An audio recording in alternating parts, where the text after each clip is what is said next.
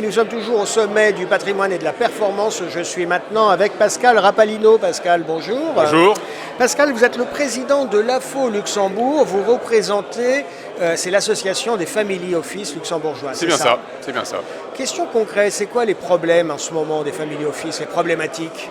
Alors les problèmes sont multiples, comme vous l'imaginez. Ouais. À la fois il y a des problèmes pour les family office et surtout des attentes pour les clients. C'est vraiment les deux qu'on doit corréler pour pouvoir avancer. Alors sur les problématiques, vous le savez très bien, ce n'est pas spécifique à ce métier-là, mais globalement au niveau macroéconomie, nous avons des problématiques depuis 3 ans comme tout le monde. C'est compliqué. Que ce soit le Covid, l'Ukraine, peut-être les potentialités sur les élections françaises. Je me permets en tant que luxembourgeois à voir ce que ça peut donner dans quelques semaines.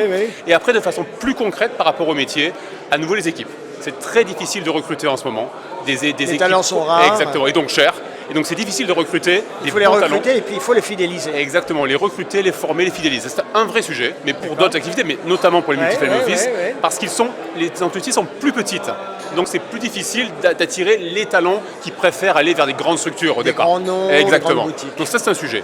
Le deuxième, classiquement, la digitalisation. C'est un élément excessivement important, que ce soit pour les clients actuels. C'est devenu incontournable. C'est incontournable. On ne peut plus faire le métier si on n'a pas un back-office qui tient. Complètement, c'est absolument incontournable et c'est cher. Il faut quand même le savoir à nouveau. Pour des petites structures, c'est un vrai investissement. Et surtout à niveau digitalisation, mais aussi reporting.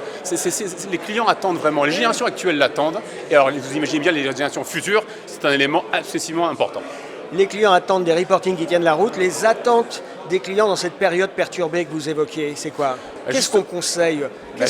Justement, en ce moment, par définition, en période perturbée, c'est la diversification et encore la diversification.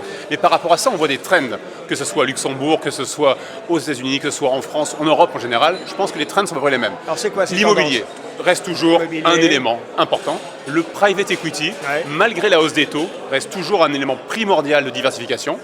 Mais au sein du private equity, on a quelques éléments qui sont un petit peu différenciants. Alors quoi par exemple? Une énorme demande de ces familles de pouvoir investir dans des, excusez-moi pour l'anglicisme, mais dans des deals de LBO. Okay. Parce que si on regarde ces deals de LBO, actuellement, il y a quelques années encore plus, c'était réservé à des grands mastodontes de la finance, des grands investisseurs, des institutionnels, exactement. Puis il y a une forme pas de démocratisation. Exactement. Mais par contre, le delta, la création de valeur est souvent dans ces LBO. Donc ces familles fortunées veulent avoir accès à ces LBO via du co-invest. Et donc on remarque de plus en plus une ouverture via du co-invest. Après, pour être très franc avec vous, c'est souvent ambivalent. C'est-à-dire, je dois investir dans le fonds et grâce à ça, j'aurai une ouverture pour faire du co-invest. C'est souvent un peu gagnant-gagnant. Voilà. Mais ça montre bien que même en période de difficulté, quand on a un rôle de conseiller, il faut et on réussit à trouver des solutions d'investissement.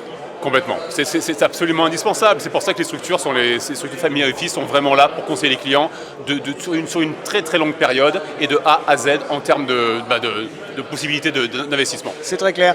Pascal Rapalino, merci d'avoir été avec nous. Merci à vous, bonne journée. Au revoir. À très bientôt. Au revoir.